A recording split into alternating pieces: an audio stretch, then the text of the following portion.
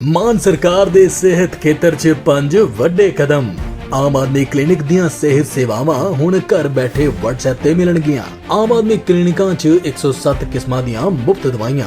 ਆਮ ਆਦਮੀ ਕਲੀਨਿਕਾਂ 'ਚ 47 ਕਿਸਮਾਂ ਦੇ ਮੁਫਤ ਟੈਸਟ।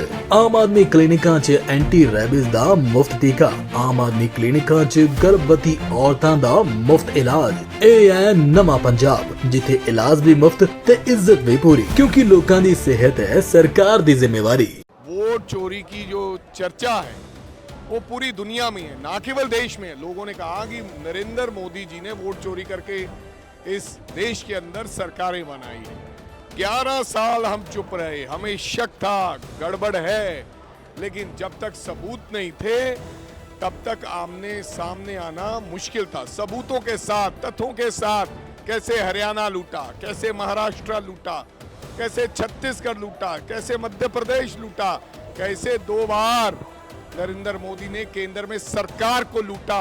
राजा वड़िंग साहब है हमारे साथ इस वक्त। सर, ये यात्रा चल रही है, इस यात्रा को, बिहार की इस यात्रा को कैसे देख रहे हैं आप?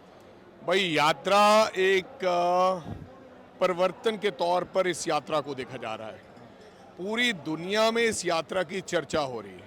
वोट चोरी की जो चर्चा है वो पूरी दुनिया में है, ना केवल देश में। लोगों ने कहा कि नरेंद्र मोदी जी ने वोट चोरी करके इस देश के अंदर सरकारें बनाई है।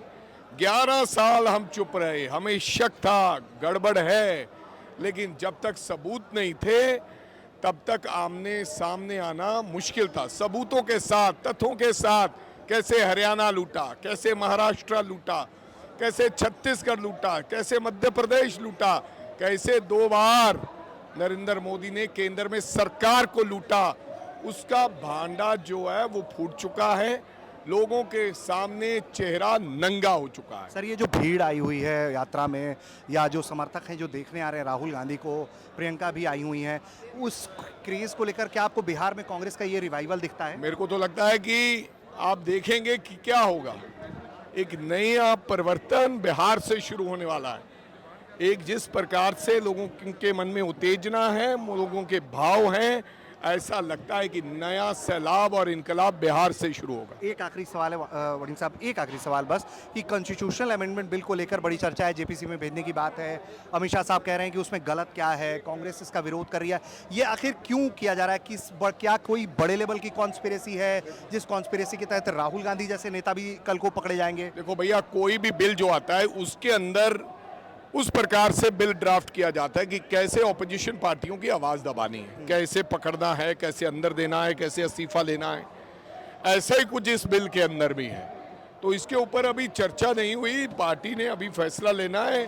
आगे की रणनीति जो पार्टी तय करेगी। लेकिन हाँ, ये मैं ज़रूर कहूँगा कि बिल के अंदर पूरी दाल काली है। ऑपोजिशन को मारने की साजिश है। सीधे सीधे डिक्टेटरशिप ही ले हो ना यार, क्यों ऐसे बिल ला रहे हो?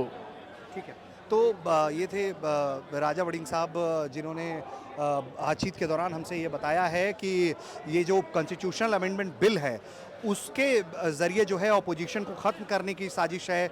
और उनका ये भी कहना है कि अगर यही करना है तो फिर डिक्टेटरशिप लेते आइए। वहीं वोटर अधिकार यात्रा को लेकर उनकी राय ये है कि ये जो क्राउड आ रही है, जो भीड़ आ रही है, जो लोगों को देखने वालों की भीड़ आ रही है, उससे एक बड़ा बदलाव आने वाला है। और उनका कहना है कि वाकई में कांग्रेस तथ्य लेकर सड़कों पर है, इसलिए लोग जो है वो सड़कों पर राहुल गांधी की इस यात्रा में